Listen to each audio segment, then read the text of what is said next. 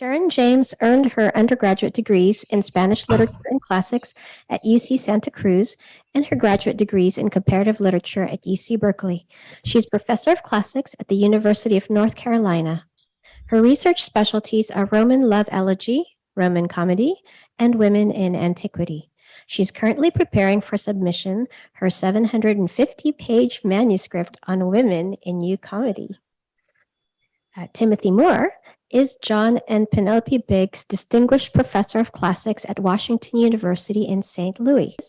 His publications include Artistry and Ideology, Livy's Vocabulary of Virtue, The Theater of Plautus, Music and Roman Comedy, Roman Theater, and articles on Greek and Roman music, theater, and literature, The Teachings of Greek and Latin, American Musical Theater, and Japanese Comedy.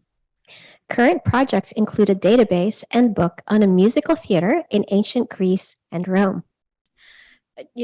Sharon, first of all, thank you. I'm glad you're here even though you have a storm. I have to warn everybody, you might get a thunderclap behind me, and then what I can only describe as mad flapping from our extremely thunder-averse rescue dog, who feels safest in this room, which is why I had to move down here. This is a condition she came with. We do our best. But moving up, let's cross our fingers that it'll go north or south or something like that. That's the only musical contribution I can make here, by the way. It has not been adequately explained to me why all of you music people want to hear from me, because I'm notoriously not musical. There's that 750-page manuscript on women in new comedy. It's about performance. Tim does the music. I do the ladies. We were a good pair, weren't we, Tim? I really enjoyed everything I've heard. I would like to know more what's going on with this, what's in the 750 pages. So everybody, if you haven't read a lot of Roman comedy, please understand that we have here the world expert on music in Roman comedy and how meaningful it is in the plays. And when Tim and I co-organized the 2012 NEH Summer Institute Roman Comedy and Performance, that was brought home to me in ways I could not have dreamt of, watching what happened when music was brought in, and that made the meter become natural and really, changed the performances and the texts even. So if you want to know about that, you ask Tim. My book is about based on the presumption that this new comedy is the first of what I would call narrative Western genres, i.e. ones that have a plot as opposed to lyric poetry, that feature not the elite and magical and heroic characters of myth, let alone the gods and goddesses, but average people in Greek cities and in Greek cities that really stand in for Rome. And so I'm interested in what they have to tell us about the lives of women. And I'm literally looking at every single woman and asking what we can tell. What is her experience and what can we tell about it? And where are the limits of the genre? Where are the things that we'll not talk about that are female experiences, that are necessities to the plots, such as rape? That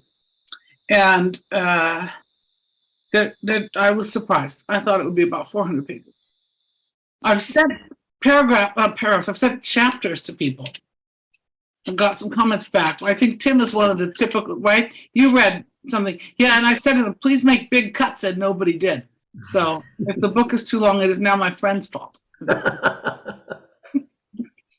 I'm just trying to clean it up and get it sent into my very patient, long-suffering editor.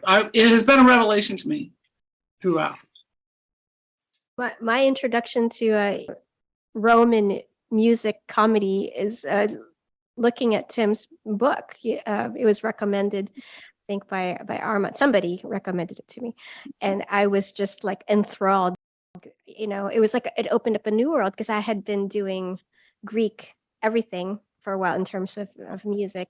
Tim, what do you think is the biggest difference between Roman comedy and, let's say, Greek, the closest thing to comedy that there would be?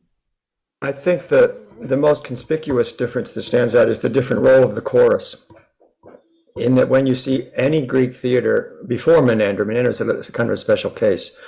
The primary relayer of music is the chorus. There's lots of really important solo singing in Greek tragedy and Aristophanes, but at the end it really comes down to the chorus. And what happens is that Euripides already starts expanding the musical role of soloists, of individual actors, and that just stretches and stretches with this one little blip in Menander in which there's much less music except for the chorus that's not preserved. But then Plautus and Terence pick up this start of the solo musician, and they say, well, I don't need a chorus at all.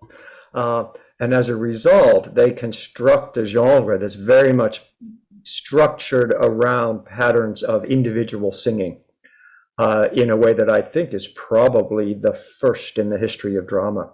That becomes the key structuring effect, is who's singing when, and it's individual actors singing or not singing in contrast with one another. Putting in to the chat links to the performances of the videotape performances from our NEH Institute, and you can hear music that was deliberately composed, work in concert with Tim to bring out the meter and the music and performance.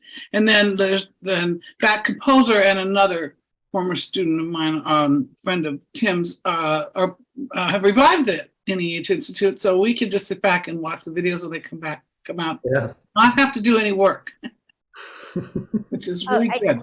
And I put the links to those in the chat in case anybody's interested.